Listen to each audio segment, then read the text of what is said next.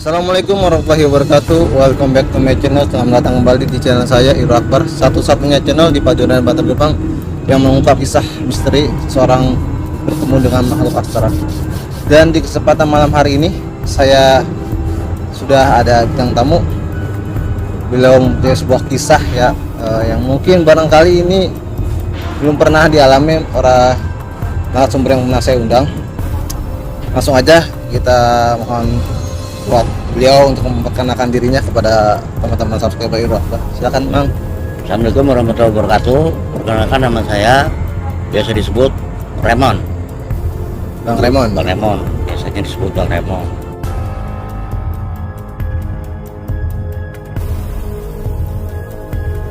Sama anak-anak semua.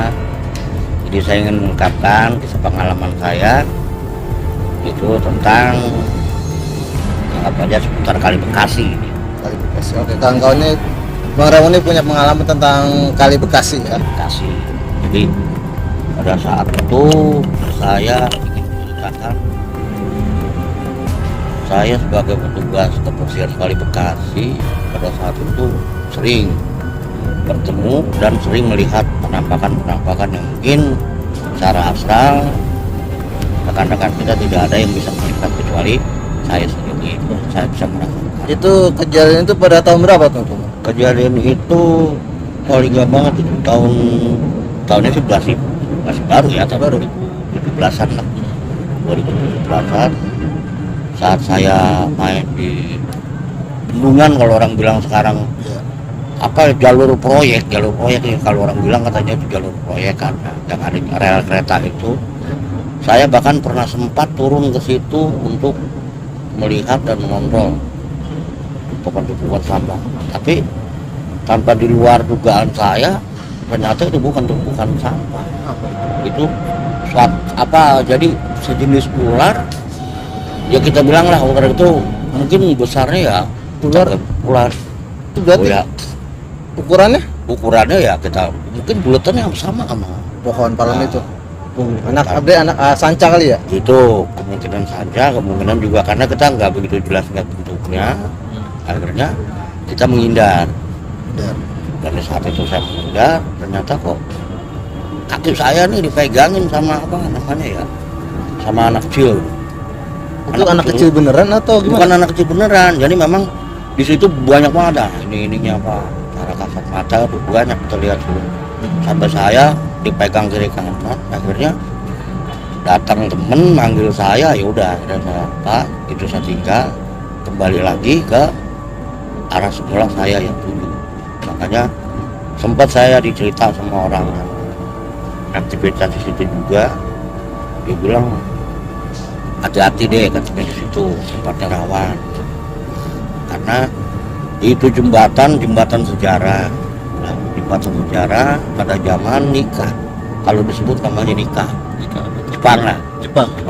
Kalau orang dulu bilang kan nikah, zaman nikah itu bisa diceritain satu gerombolan tentara Jepang ingin ke Batavia melewati jalur ini, ternyata dia dari para pejuang Bekasi nggak terima kalau itu harus dilewati oleh para Jepang. Akhirnya terjadilah suatu pengepungan jembatan itu, sampai sekarang kemungkinan masih ada jembatan. Itu apa ada sangkut pautan dengan pembantaian tentara Jepang apa itu? Itu memang sangkut pautnya di situ karena ya, ada berarti ya? Ada. Karena gini, karena kan para warga Bekasi dulu ya, contohnya para pejuang kita lah, ya, yang udah kita. Sebetulnya dia nggak mau sampai istilahnya Jepang itu harus berkuasa di ini di apa, makanya terjadilah pembantaian satu titik lainnya. Karena kan yang kita pejuang dari kita ini kan modalnya cuma runcing, nggak punya senjata api ya? bukan senjata api, runcing. Makanya ada simbol kata Bekasi bambu runcing. Tapi sekarang tempatnya kayak gimana? Kalau sekarang tempatnya itu saya lihat udah agak bersih. Jadi kan kalau siang suka digunain sama masyarakat sekitar situ, kayak gembel-gembel pada ada di situ kan. Mungkin situ. Kalau mungkin enggak, cuman dia cuman istirahat. dia nggak bakal ada yang berani Nggak ada yang berani. untuk dia berempat itu selamanya, nggak ada yang berani, terkecuali kalau memang dia istilahnya punya kelebihan yang tinggi ya kalau dia berani. Itu lebih tepatnya di mana bang? Itu di lokasinya kita kalau lewat dari stasiun itu depan Pegadaian persis itu kan ada Depan Pegadaian stasiun. Ancol itu. Nah di situ. Tapi kalau siang mah rame kan? Nggak rame serem kalau gitu siang. kan? Ya? Kalau siang rame. Ya cuma yang namanya misis itu kalau kita walaupun rasa rame, kalau memang tujuan kita ke situ itu pasti di badan juga pasti. Ada interaksi dia. Ada interaksi. Oh begini ini. Dan jangan kaget kalau kita misalnya turun ke situ untuk itu kita ditemukan satu ular. Di situ ada yang namanya ular, kalau orang Betawi bilang ular bangka laut. Bangka laut. Nah, itu ularnya palanya apa namanya segi empat, warnanya coklat. Itu dia mainnya di pohon, dia itu bisa terbang. Wow. Ular itu iya bisa pindah ke pohon lain. Kayak terbang lompat dari Gitu, pohon. lompat. Kayak tupai. Itu saya pernah lihat. Tapi ukurannya sama apa tuh? Dia ukurannya sejempol kaki lah, Oh, paling gede. Nah kalau yang ini sih kalau kita bilang mitos ya kemungkinan ya ada juga. Berarti ada memang penunggunya si Ada ular. penunggunya. Itu menjaganya ular. Ular. Dia bisa air bentuk ya. apa aja. Dan kembali lagi kita kan kata pintar, kalau saya lagi bersih kali bekas itu penampakan apa aja di kali itu nggak ada. Berarti selama menyusuri bersih itu bersihin kali itu naik perahu. Kadang-kadang kita sama rombongan tuh paling jalan kaki nyusurin kali. bantaran Sampai kali. jauh, yang paling jauh di mana? Paling jauh kita kalau dari bendungan nih, dari bendungan kita BTB ini, Iya. itu kan setara kita dari situ. Biasanya nggak dari situ, ada satu area wisata namanya Hutan Bambu. Nah di situ kan Iya, Hutan Bambu ya. Di situ banyak anak-anak seperjuangan saya yang sekarang alhamdulillah udah dinaungi dengan Dinas Lingkungan Hidup, bahkan udah diakui. Di situ bahkan sampai terciptanya hutan bambu itu, wisata hutan bambu itu hasil kerja kita. Jadi dulu ini kita nyeritain masalah hutan bambu ya. Jadi hutan bambu itu sebetulnya tempat yang paling kumuh. Dulunya tempat kumuh. Jangan katanya kita secara ini, kita orang apa ya, orang asli situnya aja lihat itu nggak mau, Gak betah ya? nggak betah. Apa sih di situ bakal diimini apa sih? Akhirnya rekan-rekan semua dan tim pengawas saya punya ide, gimana kalau ini kita bikinin saung aja. Ya udah, ayo kali. Tapi bambunya kita kan setiap kali ada di kali kita, ayo tanpa Sampai sekarang jadi anggaran. tempat wisata ya? Iya, tanpa anggaran, tanpa ini itu, sampai jalur Batak ininya aja kita boleh ngangkutin dari bongkaran rumah orang, kita angkutin di situ. Ayo. Berarti kompak. itu benar-benar hasil kerja keras warga situ. Bukan kerja keras warga situ, makanya pas itu hari itu pada tutup mata, Oh, malah enggak itu. malah nggak respon. Bahkan ada juga ya namanya manusia sempat sombongnya pasti kelihatan lah. Oh, inilah ini begini. Tapi kan kenyataan kita lihat sekarang, itulah dia bilang perjuangan dari anak-anak, sebutnya kata Korea, perjuangan dari anak-anak kata Korea, dan dikembalikan lagi ke, setelah itu jadi pariwisata, itu dikembalikan lagi ke masyarakatnya, dikelola itu oleh Puru. Kalau kita ngikutin sejarah Bekasi, kali Bekasi itu kali alam. Makanya kalau kita ikutin jalur, kan ada yang bilang jangan sembarangan di kali Bekasi. Itu kalau kita hitung dari Temunggu dan bertanggung jawab kali di situ. Makanya orang-orang yang ada di Kasat Mata itu juga semua nama-namanya ada. Bahkan saya juga pernah sempat ya cerita tempat itu, saya pernah sempat begini, pada satu saat itu saya memimpin anak-anak, ada kalau nggak salah kita 8 orang. Ini di jalur Kali Bekasi. Ya. Tapi setelah dia ngebersihin bantaran Kali Bekasi, itu saya tanpa sengaja melihat seekor buaya, gedenya sampai ada kayak kijang di depan. Itu udah bener. Buaya beneran.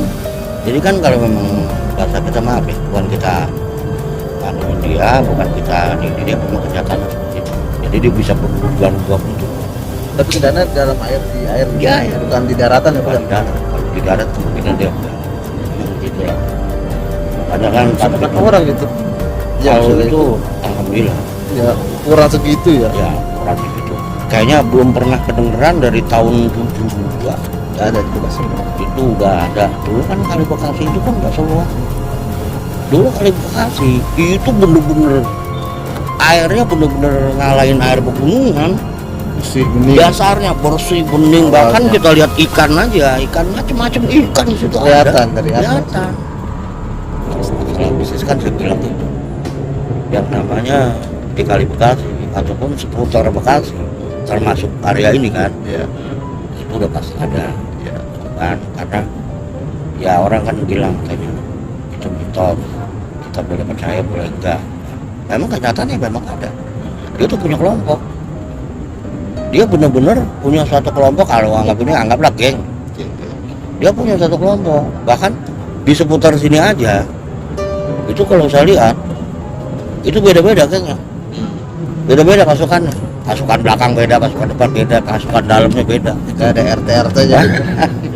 Maksudnya punya ini apa? Punya ketua geng gitu.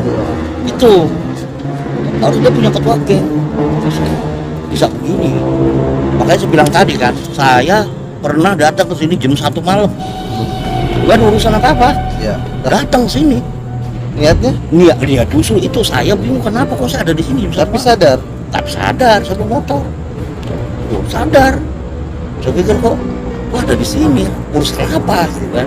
Nah di situ akhirnya dalam arti saya duduk itu saya dengar ada suara nangis kan, kita tolong. Lah kok ada orang nangis? Apa masalahnya? Saya cari kan ke belakang, kok nggak ada suara. Pas itu saya noleh ke kiri, ada di sebelah. Oh. Ya itulah karena dia katanya si korban perkosaan di sini kan. Maksudnya Nah, korban perkosaan.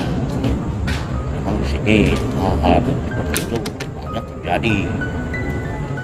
Makanya pas itu saya datang, saya ke belakang, bahkan saya sampai diusir. Apa kamu sini? siapa? Ada yang sini. Musir. Ngapain kamu kesini? Urusan apa? Itu.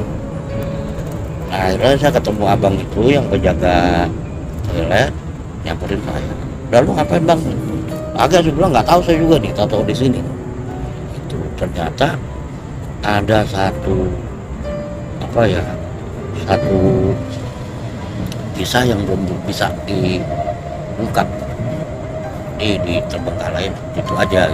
Jadi dia sifatnya kan ingin dibantu, tapi kita kan nggak tahu caranya seperti apa, Kita kan? nggak ngerti. Nah, kita nggak ngerti. Dia cuma ngebisikin, tolong bantu saya.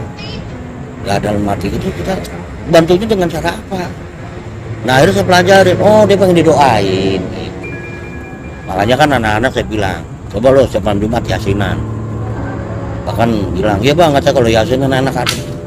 Ya kan bilang, gituan bukan takut sama doa, justru dia malah seneng doain. Setiap kali kita baca doa untuk dia, enggak kita ngeliat dia, kita baca doa dia hilang, ya udah nggak bakal kembali lagi. Itu sempurna bahasa ini, sempurna.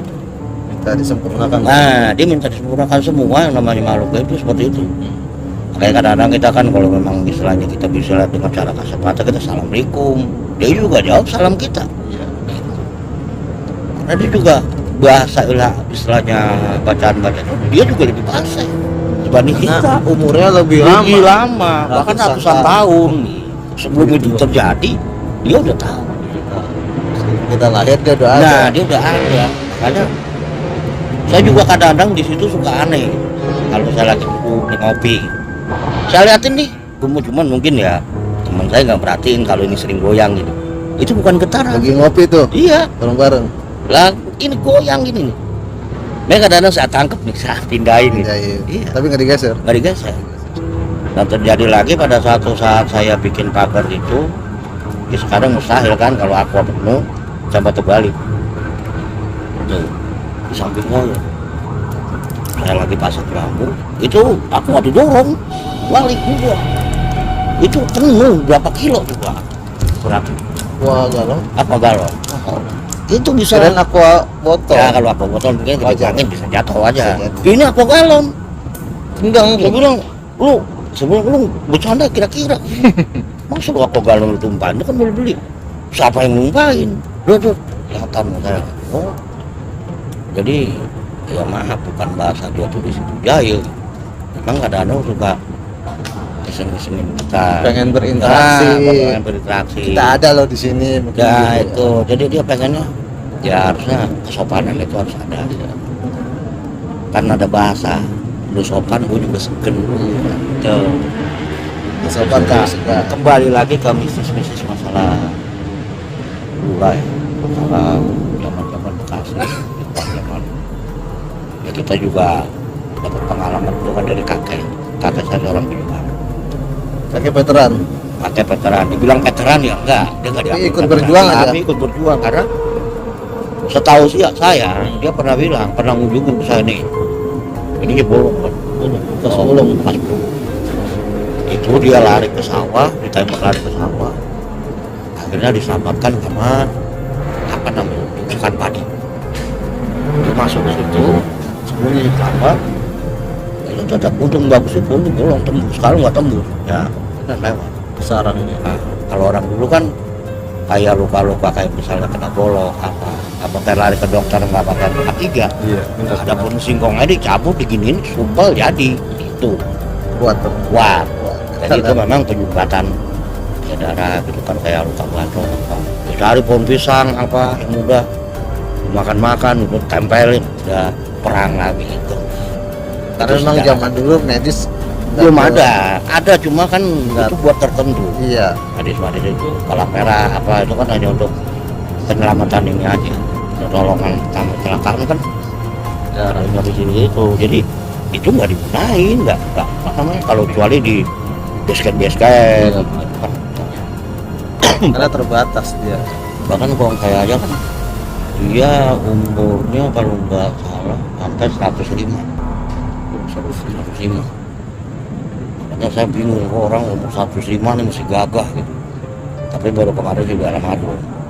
Nah inilah sejarah itu taunya dari dia semua, kayak jawara Bekasi apa dan dari mana, perkumpulan dari mana itu. Kakek saya memang ya bolehlah sedikit banyaknya dibilang jawara juga kan. Kalau jawara dulu kan bukan berarti harus main bacokan, bukan. Iya.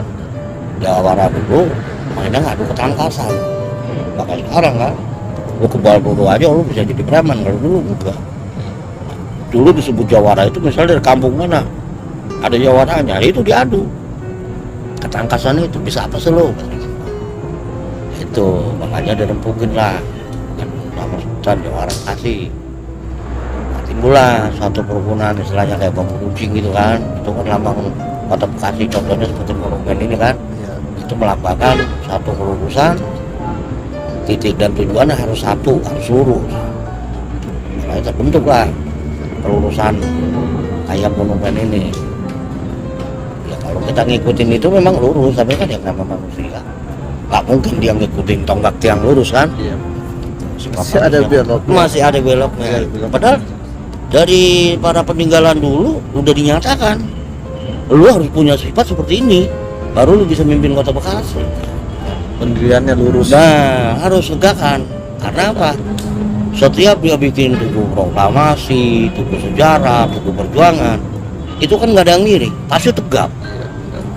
Ada filosofi tersembunyi. Nah, ada itu harusnya belajar dari situ. Nah, secara intinya lah, kita kan namanya orang beda-beda. Dan juga kalau masalah kita pernah ngalamin juga masalah tugu yang ada di Bekasi. Itu waktu itu saya penasaran, bener nggak sih katangkong gua nih seperti ini gitu. Tapi ternyata memang saya kan orangnya penasaran, bener nggak saya datengin kan, bener nggak sih tugu ini ada apa namanya filosofinya seperti ini gimana gitu, bener nggak sih tugu ini bawahnya ini lubang ini untuk ini. Ternyata itu memang iya, bener adanya. bener adanya. Jadi semua pembantaian Jepang itu memang di situ. Hampir kurang lebih 200 tentara Jepang yang ada di Pekulin Palas. Karena kan ini juga warga istilahnya pejuang Indonesia kan merasa dendam karena dibudakin. Iya. Kayak kerja rodi, udah kerja bikin kali Bekasi, apa kan, tanpa digaji, tanpa ini. Itulah rasanya tidak gerakannya para apa namanya komunis gitu kan. Ini memang disalahgunakan, makanya terbentuklah bendungan Kali Bekasi. Makanya sekarang kan masih ada kan Iya. BTB 45 bendungan Kali Bekasi itu yang bangun Pak Belanda. Tapi Tenaganya warga Indonesia, warga Indonesia. kayak orang-orang kampung, termasuk kayak para pejuang-pejuang istilahnya yang udah pada kesadaran lah harus kerja rodi paksa gitu. Itu kan tadinya kan kalau menurut cerita itu harus bisa tembus ke laut, memang udah tembus. Jadi nantinya kalau memang istilahnya itu buat para pelancong datang dari luar masuknya ke area Bekasi. Makanya kan kalau dibilang katanya kerajaan di Bekasi nggak ada kan, kita nggak ngalamin. Iya. Sebetulnya kan kerajaan di Bekasi itu ada, cuma kita nggak tahu mana letaknya, bentuknya apa. Bahkan kan sampai di Bekasi kan ada disebut pasukan berkuda. Pasukan berkuda, dia ada adanya di daerah sekarang menjadi Sumarekon. Itu masih ada sampai sekarang. Dia punya rumah, tiangnya kalau nggak salah masih asli dari dulu. Bangunan masih ada? Masih ada. Itu dulu disebutnya pasukan berkuda. Bahkan saya juga dengar itu, saya akur benar gak nih sih ada pasukan berkuda. Tapi ternyata kita pelajarin dari cerita orang tua, Sejarahnya. itu sering bener ada nemuin pasukan berkuda itu. Gak tahu dipimpin sama siapa, tapi rumah itu bener-bener masih ada sekarang. Makanya sejarah masih ada. Masih ada. Dan ceritanya itu dari Nah. rakyat orang tua kita Iya, dulu. itu kan ada disebut pasukan berkuda. Tapi kalau emang orang Robugal pasti tahu. Iya. Orang Bulak Macan, orang Robugal itu pasti tahu di mana letak pasukan berkuda, rumah tua, pasti tahu. Makanya Itu baru tahu dibuka. sekarang nih saya. Nah makanya kan kalau yang nggak tahu sih nggak tahu dasarnya apa, ininya apa. Itu yang bikin Jepang.